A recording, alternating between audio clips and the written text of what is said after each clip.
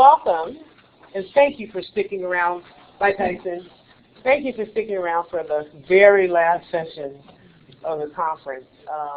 We're a small group, and we're certainly going to introduce the panel, but since we have a small group, I'd like to introduce the folk in the audience so that we can know who you are, and that'll give us some idea of your interest in hearing our panel today. So, Brian, why don't we start with you?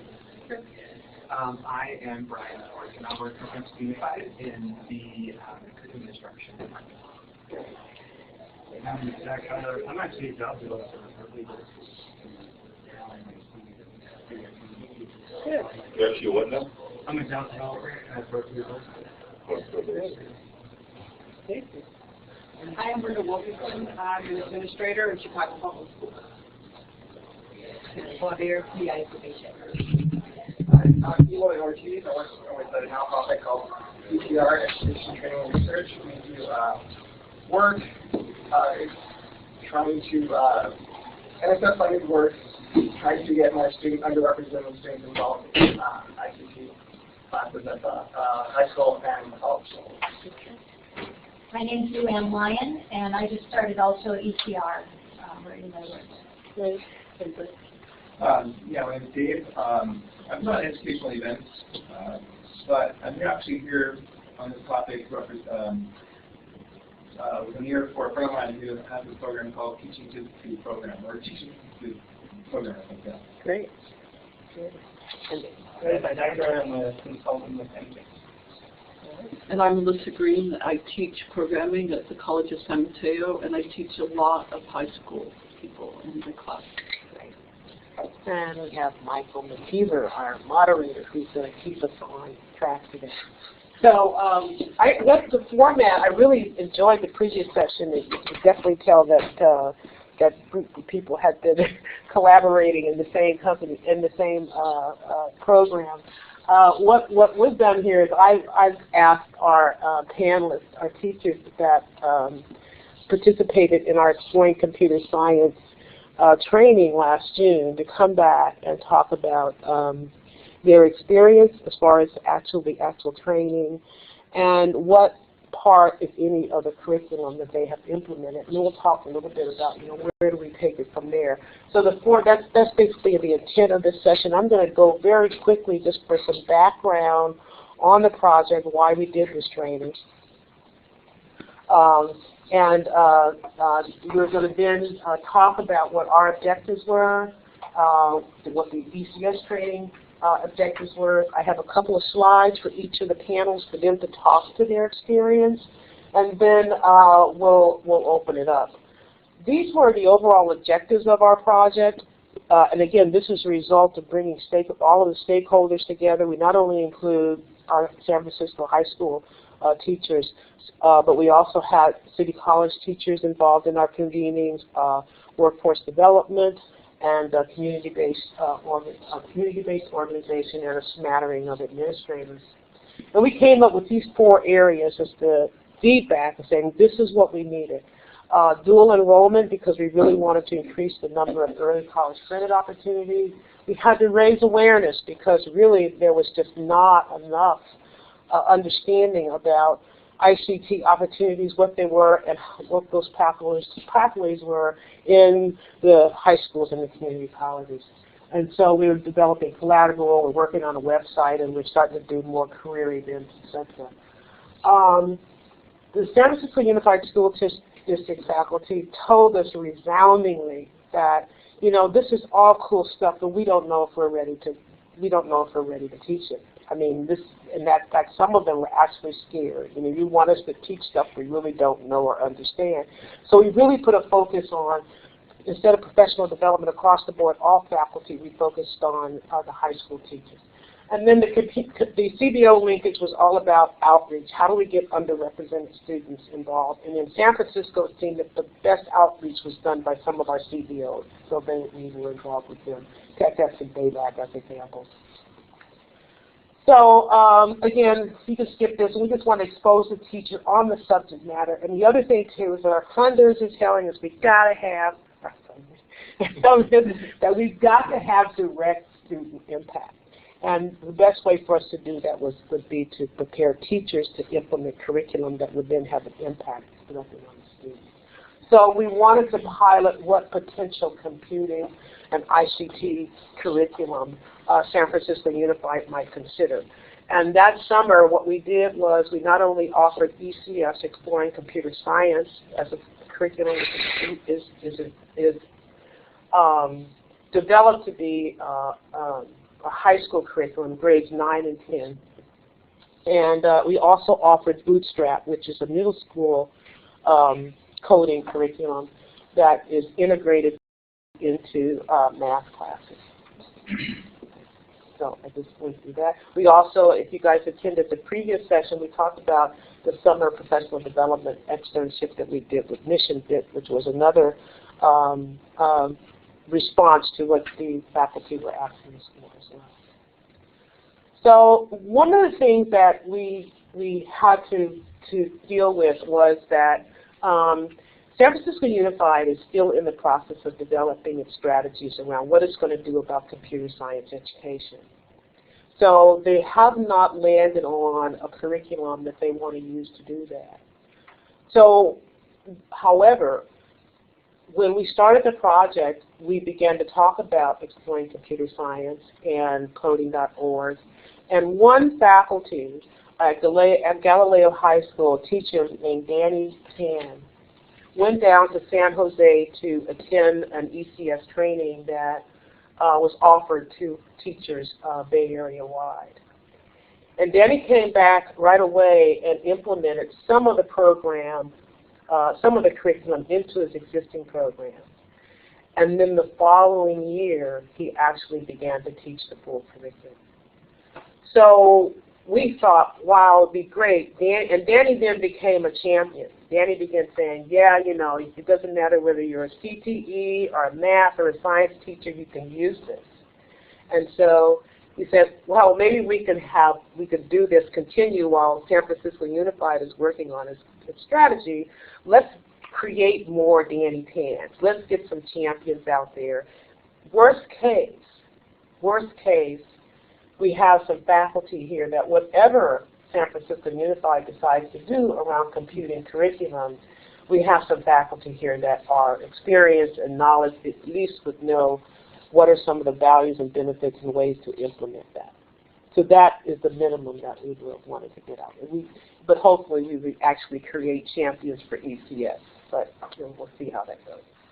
So what we'd like to do today is I have collected a couple of slides for each of our participants, and what it will allow them to then introduce themselves and what they do, what they're currently teaching, and their thoughts on the curriculum, and what, if any, of it that they will be able to implement. So that's done very quickly. Well, I think I've got this in alphabetical order. So that means we start with John. All right. Can I just introduce myself? Yeah, so introduce it. So I have an introductory slide up there to allow you to introduce yourself and what you're doing, and then the slides that you provided. Okay. Yeah, I'm John Agile. I teach AP Computer Science and Computer Science Principles at Washington High School. Previously, I taught math as well as computer science, but now there's been such demand for computer science, I'm just teaching computer science this year. Great. Okay, so one of the takeaways I took from the ECS is ECS class is so much, at least so much offline, and there's so much kids interacting in a group environment that I really love that capability. You know, as a math teacher, especially at the district level, we were doing complex instruction, which is about facilitating group work along all levels. And when I started teaching computer science, I didn't have a way to incorporate those techniques, those things that I've learned that I agree with so much. So it was nice to do that. And I'm incorporating some of the lessons from ECS into both of my computer science principles class. We did a search, there's a search lesson on binary search that I've already done. It's offline. The kids love it. They're playing Battleship. That's from the ECS. And then I've taken the sort lesson, and I've already gone and I got a grant from our alumni association. I bought little balance scales, and I bought like they still have these things, film canisters, you know. And I'm going to. In fact, I had to order them from Korea, but they were like on eBay for cheap. South Korea. So I'm going to have this lesson, this really robust lesson, because I taught the sorting algorithm last year for AP Computer Science, and it really didn't go that well. So I'm really excited to do this and taking it offline. What else? Okay. Yeah, linear and binary search lessons. You can see there's the film canister and the balance scale. The other thing that's nice is, we did the ECS class. We did a lot of posters, but again, it was a whole semester, 2 semesters crammed into one, so we probably did all the posters of a whole year in that 1 week. But the other thing is, like in math class, you always have to have their math, your students work on the wall. And in computer science, it was just like there was nothing, So now I got stuff to put on the wall, show some student work. So I was real happy about that. Okay. Anything else? Or do anyone have questions for John? Because we're going to we could also hold some time afterwards for general questions. Okay. All right. So, Christy.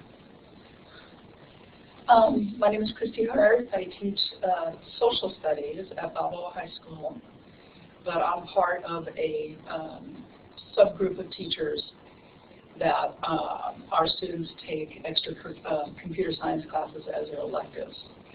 So I've worked with a series of teachers over the years that have had to teach the computer science class in a curriculum that has not been set by the district or by the state.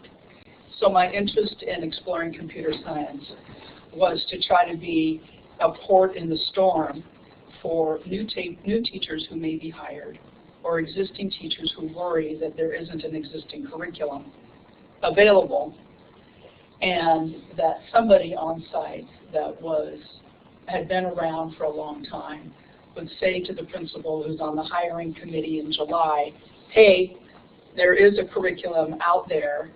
You can feel confident when you're in a hiring committee that you have something on the table that is solid to offer them, which we had not had for years and years and years. So when we would be trying to staff a beginning computer science course, we would have to skate on whatever abilities that particular person had, and we wouldn't have anything to help them along with. So it limited their interest, and it limited the confidence with which we could try to open more computer science classes. What we have now, in the middle of all of this, the district and the city has been bolstering their support for computer science instruction. So now, all of a sudden, we have many marbles in play and new staff that is trained as a computer science programmer from Zynga.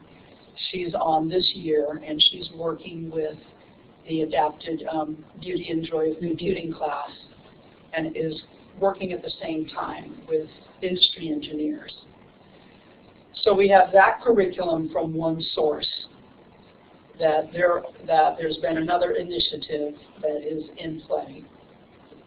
There's another initiative simultaneously through Zynga.org and the support of the mayor, which has said to companies in San Francisco, do what you can to adopt some schools, help the schools in a way that you can. So now we have Zynga engineers coordinating with her to develop a second-year class around game development. So from nothing on board, now we have a situation where we have one set curriculum through the TEALS program, an evolving second-year course, and then this. And she's a qualified programmer, but she's new to education. And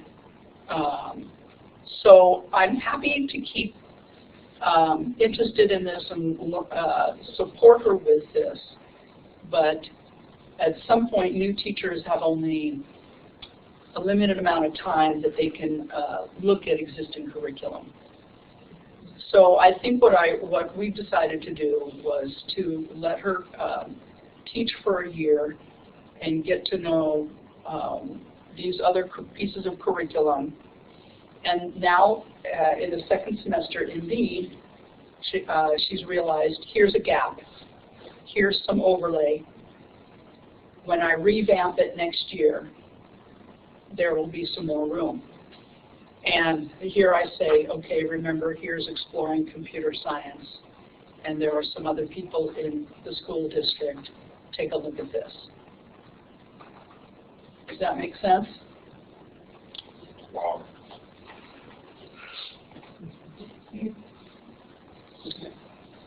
So that was we were a little behind. You were saying we were behind on your slide. This is basically your summary slide. Anything else you want to add? I think what I would hope were that the people who developed exploring computer science curriculum would be able to meet with the people that have already developed the curriculum for the beauty and joy of computing. And for the people that developed that curriculum who know it best, to see, does it make sense to offer it in a sequence over a couple of years? Are there pieces of it that would really fit in well or not?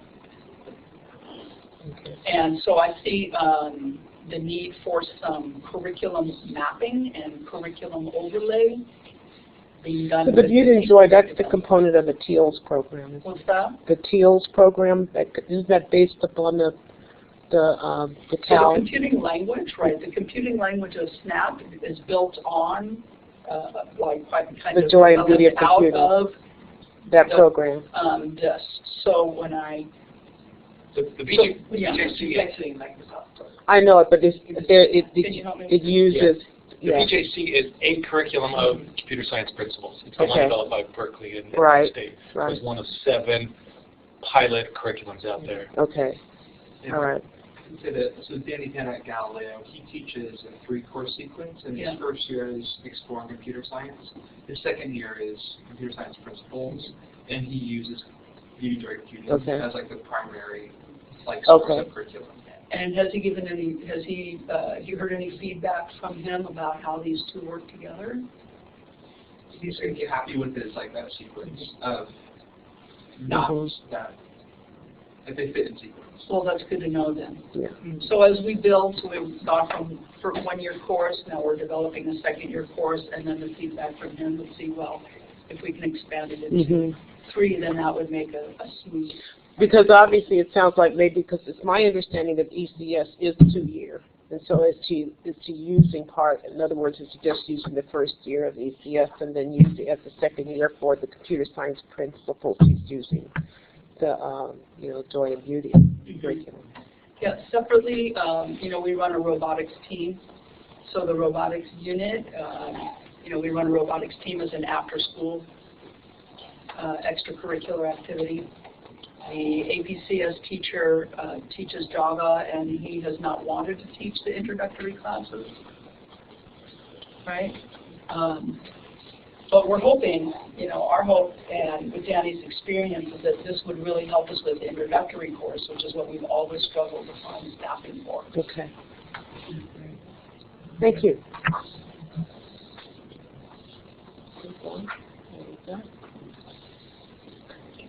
Oh, just me. I do want to thank you guys for having us here. ICT Evan and National Science Foundation.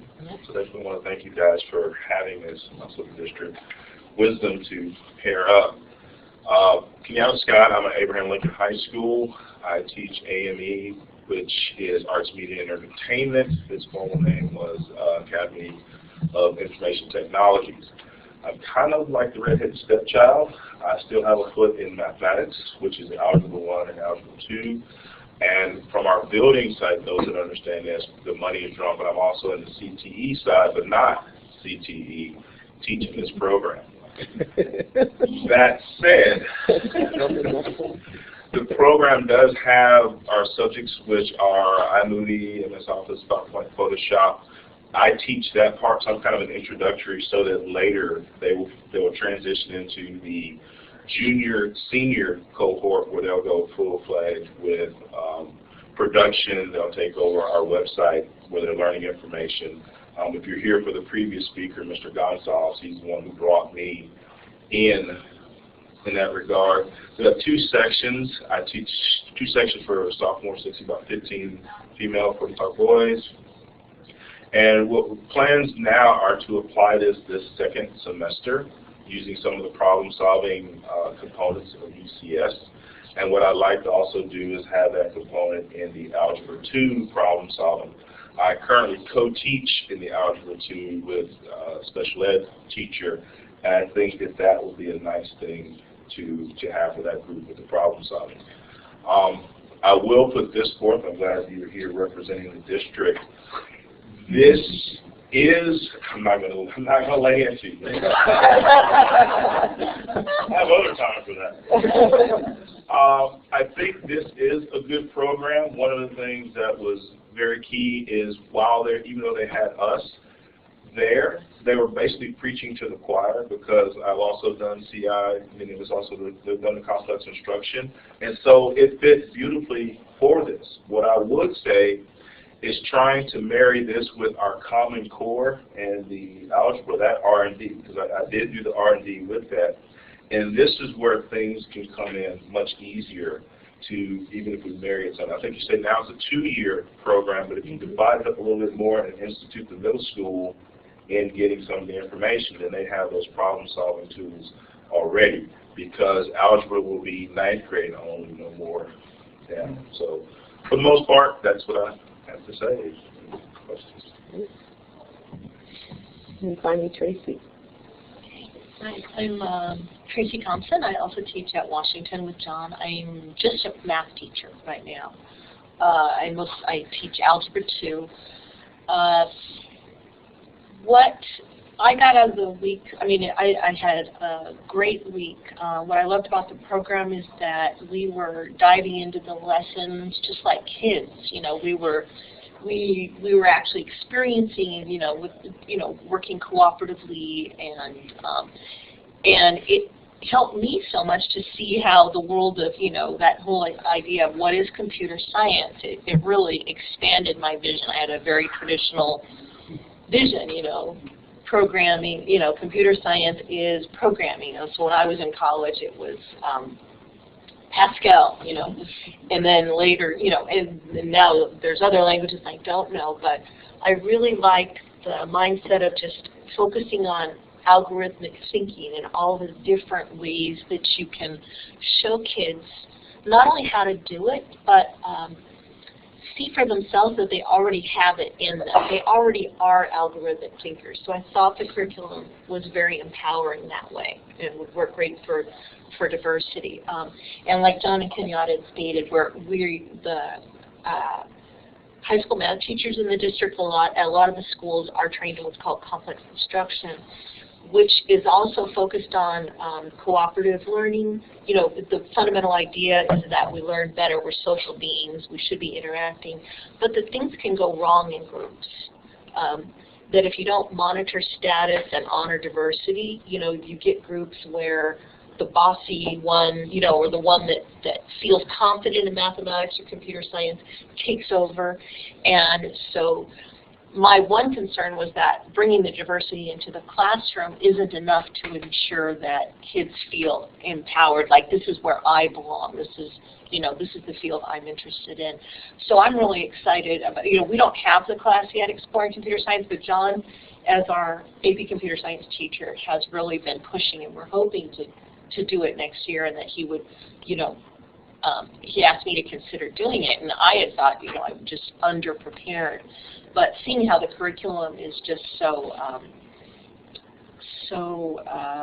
well designed and to foster, confidence, I'm really excited about doing it, and also bringing in the complex instruction piece, which is that how do I make sure not just with engaging activities and hopefully a diverse classroom, you know, like we're going to try recruiting and making sure that all the kids consider that this is a class for me, but how do I create an environment in the classroom where they still feel like that's where they belong, and that their, you know, their contributions to group projects are going to be valued. So. Thank you. Yeah. You're not just a math teacher. No, I realized when it came, I didn't mean it to come out that way. It was right now I'm only teaching. Yeah. Okay, there. But I'm looking forward to being ECS teacher. So are there any questions from those of you listening for the panel?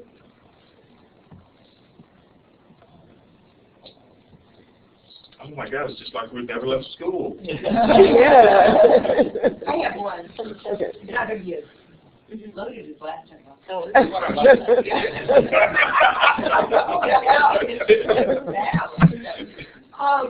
So what do you think it would take to get San Francisco Unified School District Administration thinking more strategically about these types of opportunities? Personally, I think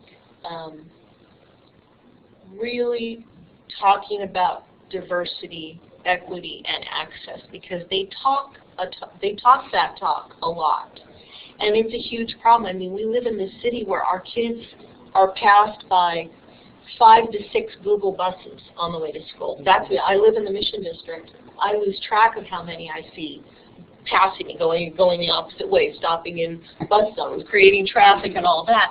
And for our kids to see that as a very, you know, it's a very separate community that they have nothing in common with. And so, you know, I think it's shameful that our district has been so sluggish with it, and that I think that's a big thing. Like, you had to honor diversity, make all of our students understand that, you know, this is a great career path for some of them, and that and they belong there. You know, it's not just for you know, white 20-somethings sipping lattes and, you know, waiting for their bus. Well, I would say that San Mateo is very similar to San Francisco. That, you know, they're on the cusp of Silicon Valley, but they are not really pushing computer science. So my intro class at College of San Mateo has anywhere from 10 to 25% high school students. But I don't know really who they are until they're outed when I have to sign, you know, their progress report. And most of the times, you know, I really can't tell the difference. Like, they're ready to hit the ground running, the majority of them, you know, that they can do the work that, you know, college level people can do. So, yeah, I don't know what the resistance is, you know, in the Bay Area. If I could, I would like to answer your question. I think they're thinking about it. I think, personally, what information do we have that could turn it into action? And I think the best way is to turn the tables so that we as teachers feel like, you know, something, I'll speak for myself, I'm not sure, sometimes undervalued. We have a lot of information, but then we're not asked for it. And I will say, with this last R&D on the panel that's helping design for the Common Core, it was an amazing experience for myself. That said, let's use the technology now. Get information from the students. I'm teaching an AME class. It would be nice if the kids could go on, take a survey. What are you involved in or interested in? You would be amazed that I already have students who are doing video production, song. They're already breaking down computers, putting them together. By the time they get to high school, some of them are it's like a job. They're overqualified. So turn the switch, get us a way to get the information from the students, SurveyMonkey, or, you know, or whatever, so that they can put that information into action.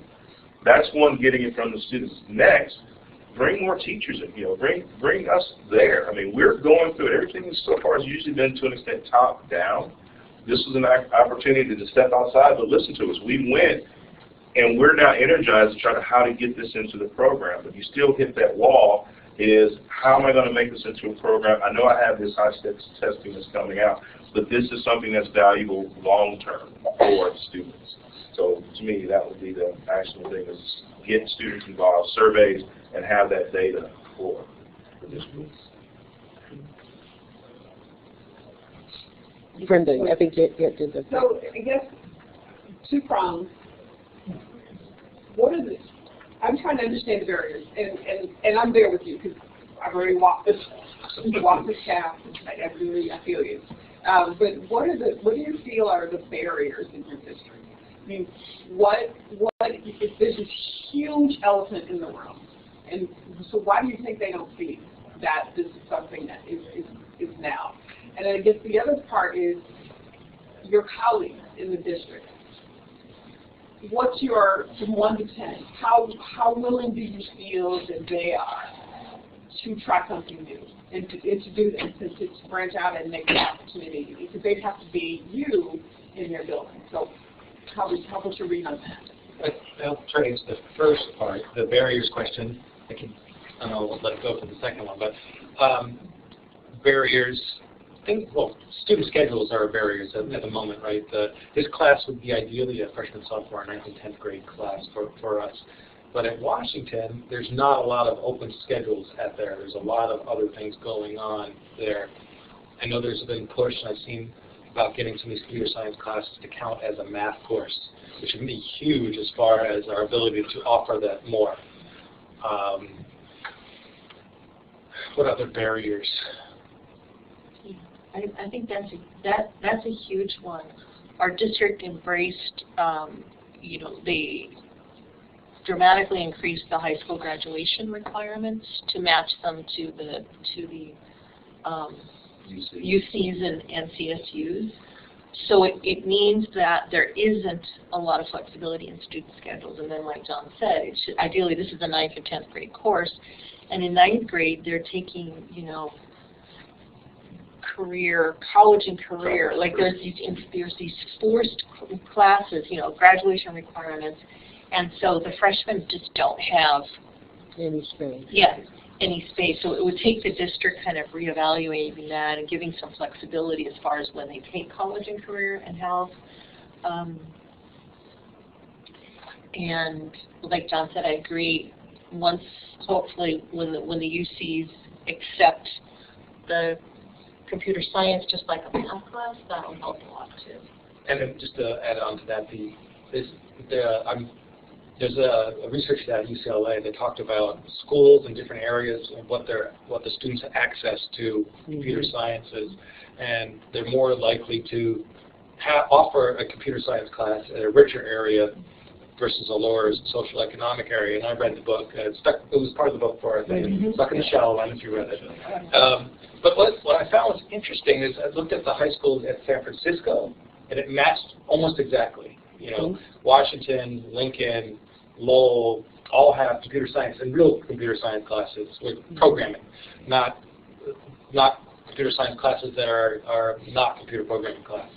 So it matched almost directly, and it was surprising to me because I didn't think it was associated with San Francisco Unified. I'm sure it does.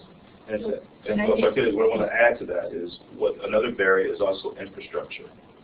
Even we try to get things there. You have computer labs, but you're also looking at, if we talk about across the curriculum, we have approximately 3 quote labs. One is a full-time classroom, which is where we teach. But when we were trying to get these things in IT support, it's historical in education. Whenever new money comes in, it goes through the elementary and the middle schools first. So they get all the great technology. Then that student hits a wall when they get to the high school, and we're doing antiquated things. So infrastructure is a high part, and that deals with money. And you've got to go where you're bleeding. I mean, the administration, I don't think they're against it, but there are other things that administration and districts has to do, and they have to prioritize. We also are going to have to need money, and what you said with San Mateo, I find it reprehensible that we are in Silicon Valley area, and we do not have a better partnership where kids are seeing Google buses drive by, and the big political thing that happened with Dropbox and the soccer field in the mission area. That's absolutely reprehensible. So those two things. I just was going to ask, because I don't know if people know Brenda. So Brenda, she didn't say this when she did it. Chicago is the first city in the nation to require for a computer science policy. She is in the implementation phase of that. So I just wanted to give you that. That's why you did that, what you were thinking. So because she's well acquainted with barriers. She's done that by thinking. Okay, all right. And then Dave, you had a question. I was just wondering, number one, I remember when Brenda was giving her talk that she thought that something like code.org actually had perhaps made an impact. And I was just wondering if you noticed those types of high visibility like Hour of Code. Hour of Code. They do. Yeah. They become an event. Kids talk about them. Yep. I have an area of expertise which is around getting people to participate in technology events. I use something called an unconference model. Some people know about it, but what really struck me was how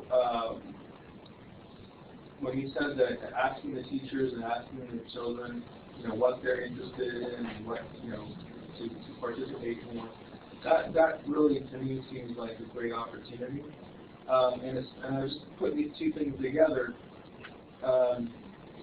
Something like an Hour of Code combined with a hands-on program at the schools, where they see these people that they recognize supporting something that's, it seems to me like a great opportunity to do something more around that. Where you can ask them, like, hey, there's high-profile people that challenging you. What do you think? What could you do? What would you be interested in doing to participate? And then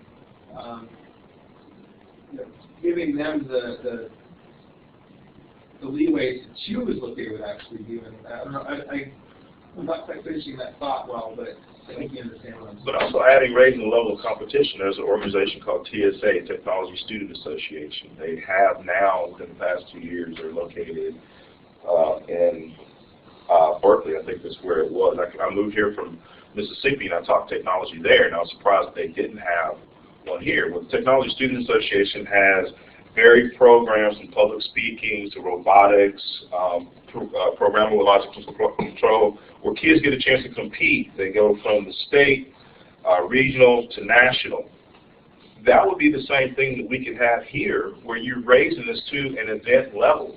Make it something that the kids want to see. I mean, fantasy football, even though it's crazy. These video game competitions, all of these things where you can make it sexy, the whole 9 yards, with what the gentleman said this morning as a keynote speaker. These things are out there, and the kids just need to know, okay, I can get out there and show my wares. We do it with football, we do it with soccer, and all these other things. There are plenty of things out there to make it competitive and have that sense of accomplishment. That competitive side, if need be. We give our 10th graders an opportunity to choose which curriculum emphasis they want to participate in for 11th and 12th graders. And there's more than double or triple interest in computer science. We just haven't been able to convince the faculty to switch gears. We have faculty who is willing to teach statistics, AP stats. We have faculty who's willing to teach the more higher end classes. And really tough to find people that are willing to take on the intro level courses. Or we have other established courses for students who might not have been college bound before, and they already have existing teachers with set curriculum, set schedules, and tenure, and we can't move that into other courses that have a lot of student interest. So she said the elephant in the room, we ourselves can be a barrier to these things. But I have to say though, I see some very positive movement in San Francisco Unified in that a few years ago there was a very high percentage of media-oriented computer science classes, and in the last couple of years we've begun doing more coding at more schools. And some of the math departments are finding ways to close one math section of a particular subject and open up a section of computer science class. Your school, Lincoln, I think others. So in the last couple of years, there's actually been a noticeable shift, and it's helped a lot by the mayor's high publicity campaign to get companies communicating with the principals at the school, because I think the principals feel pressure from their own department chairs and their own staff about having to change your assignments. So when our principal has our mayor doing high publicity events with companies in town and coming to the schools, it sends a message and it gives our principal a little bit of cover to say to their staff, look, we need to change a little bit of our course offerings, right? And the principal doesn't end up being on the firing line, because the principal can say, this is a citywide initiative, it's a statewide initiative. This is what the mayor wants us to do. The superintendent comes out, and it provides a little bit of political bulwarking for staffing issues at the site, if that makes sense at all. Can I add this? I teach up in Santa Rosa, JC, north of here, and we have a fairly robust program with our faculty teaching in high schools. So I wonder how much receptivity there would be with City College, and Olivia and I were just here, to fill that gap that you're describing, because we have, both for dual enrollment purposes and then as a pathway into the college. It's pretty successful, and it's a lot of work, and there's interesting things that have to be done to accomplish it. But it sounds like it might be something that you guys might want to pursue here to fill that gap if the faculty at the high schools aren't able or willing to step in. Maybe a way to facilitate that. We are. We're working with Kristen Charles, who is what's her title? Well, she's the Vice Chancellor in charge of development, grants and development, and Linda Wells, and they're going to work together in collaboration with the Office of Economic and Workforce Development to go for the next round of AB 86 funding. And they're also, because we just attended a meeting, I think it was 3 months ago, where dual enrollment was on the item deck. And dual enrollment is a core, probably. First of all, they already said that ICT was going to be the sector, okay, and that dual enrollment, early college credit, is going to be. But the key was something that you mentioned earlier, is making sure what's on the item deck that we can codify. No pun intended. Yes, there was a pun intended. Codify what is being taught and what you know at the high school level, so that when a person leaves here and does dual enrollment and go into, say, City College, which would be our resource, to make sure they know what the student has already had. And we're going to be working on, as part of the, it was an idea that came up in some work that I'm doing across the East Bay, and that we want to do the same thing with San Francisco Unified. It's identify if you're taking a arts and media class at Lincoln, does it link better to our broadcast and electronic media arts program, or does it link better to the visual media design? We have to take a look at, we're going to have to take a look at each of those courses, because they're different in each high school. And that's why I was asking the last panel, what are you doing to sync those things up? That would make our job a little bit easier, but it doesn't say we're not going to do it. We've got to start somewhere. Yeah. But if I could say, one of the things that we've done in Chicago is, you've got Exploring Computer Science. We've got a college, or now one college, that's created a version of that at the college level. So there's no syncing. If you're doing it ECS and they're doing the college version, the sync is done. So that's important. But start with what you have. This gist of this curriculum that I know works. We've been using it for 5 years. We've had great success. We've got wonderful things happening with students. It takes a while. You've had your PD now and you've started. The way it's designed is for you to come back the second year you know, to get PD again because you've done some work with it during the year. That's how we did it. You know, there's 2 summers, and it takes that to really get comfortable and that community that gets built. So there's work that's done that we can definitely share with you to help you. You know, we've been there already, but then there are other little games that you can do that I think that could speak to some of the environmental things. Like for instance, the donor choose that put out the challenges that if teachers would teach X number of hours of the co-ed curriculum, then the students, to students, then the students could choose to take, they got so much money to buy equipment and stuff for their classrooms. And so what I thought was rich about that is that it got students involved with developing their environment. Now you've got a grassroots effort going. I want to follow up with a question on something that you mentioned. You had ECS for 2 years. What other computer programming are you now offering in your high schools?